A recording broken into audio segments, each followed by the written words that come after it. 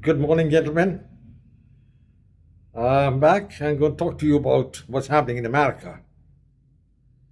The first thing I'll tell you is that Donald Trump, who faced an assassination attempt, is fine and fit. That's the first thing.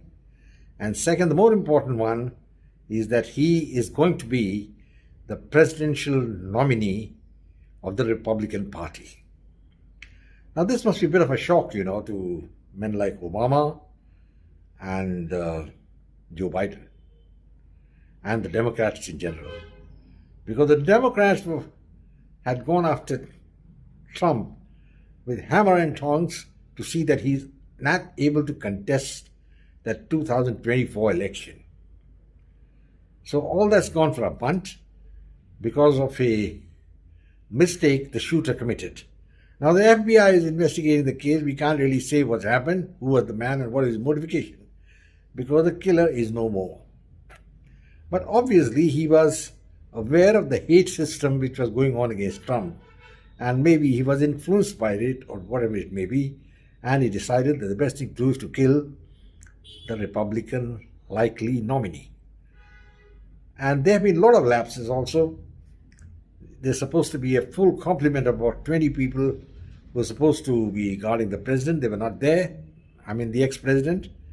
And secondly, another very important thing is that the man who was on top of the roof and wanting to shoot Trump was visible to everybody. And there were so many people who were shouting, well, look, he's got a gun, he's got a gun. And yet the counter sniper who was sitting there didn't fire immediately. That must be investigated. Well, I don't know what's his motivation. Maybe he was just thinking I should fire or not fire and just see what's he going to do.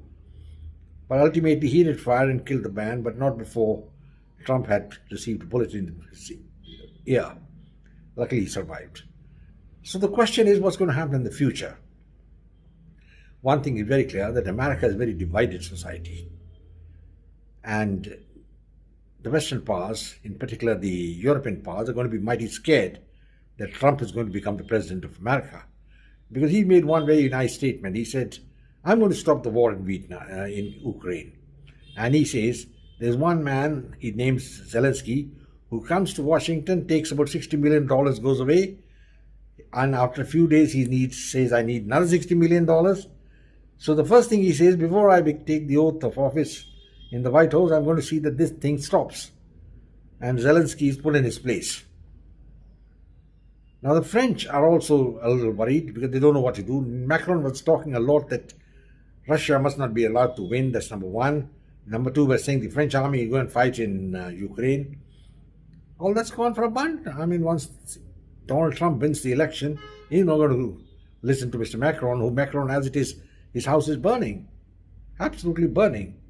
And he's, by his machinations to keep the far right out, that is Marine Le Pen out, he's willy-nilly got the leftists to come in. And the leftists are supported by the Islamists. And you know what's happening there. There's been widespread rioting in France. And just after an election, the French and the Americans keep on lecturing the Indians about how to fight an election, and look at the way they fight the election. You have an election and you have mass-scale rioting, and then somebody tries to go and kill the Republican nominee for president. This is what you call democracy? Vladimir Putin has said that the entire blame for this attack on Donald Trump should be put on Biden. I won't go that far, but definitely Biden, unwittingly, by his rhetoric, could have ignited something like this. Now, Europe itself is facing a big crisis from the Islamics. Sweden, I've just told, has made a solution that they're not going to get any more Muslims inside their state. The French have got about 6 to 8%, and in England there's a feeling that we give too much to the Muslims all this time. And then you have boards put up in predominant Muslim society says, this is a Muslim area, please don't bring any dogs here. This is something which is happening. That is, a ghetto mentality is being created in England, and the same thing is being done in Germany. And most of the European powers, at least the Western European powers, are not aware of the gravity of the situation. It's the Eastern powers who are aware, and countries like Poland and Hungary are not going to allow any Muslims inside. Donald Trump also knows, and when he was the president last time, he had debarred 6 countries from coming over to the United States, at least their nationals. And now he may do that again. Trump is a strong man. He's a fighter. He believes in the glory of America, but then he's got a sizable opposition. There's no doubt about it. And the opposition, be led by the leftists, could create a lot of problem for him. I was going through an astrological forecast of one of the famous astrologers, and he told me, rather I read that he has written that Donald Trump would be the last president of the United States. Now, it looks preposterous, yes, but if Donald Trump wins the election and he continues with his line of thought, declares NATO an obsolete organization, stops the war in Ukraine, and makes amends with the peace deal with Russia, I think America is going to be in a very terrible situation. Donald Trump is right.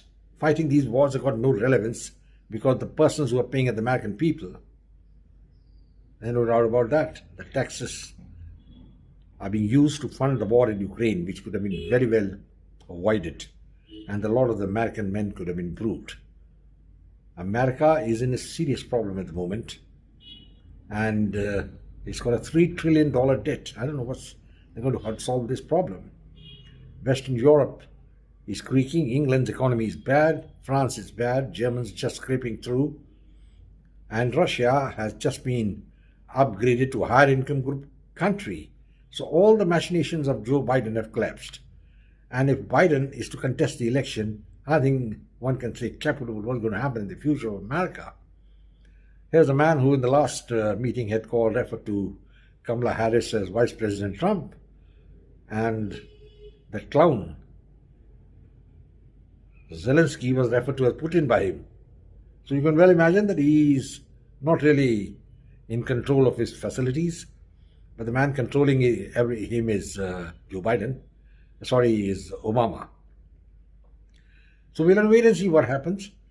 And don't take the forecast of Donald Trump being the last president of the United States lightly, because if Donald Trump comes in, he could bring in revolutionary changes, and that could well mean the end of the democracy the way we see it in America.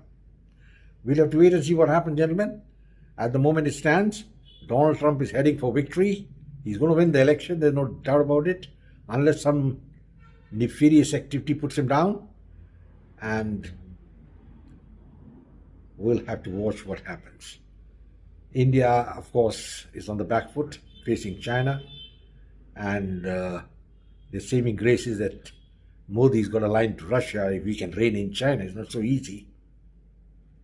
And one saving grace for India is that Donald Trump feels China to be the biggest danger in the world. So gentlemen, we have to wait and see what happens in the future. I think I'll close now, say goodbye, take care of yourself, and I would say please subscribe to my channel, share it with your friends, and come back for more. Au revoir till we meet again.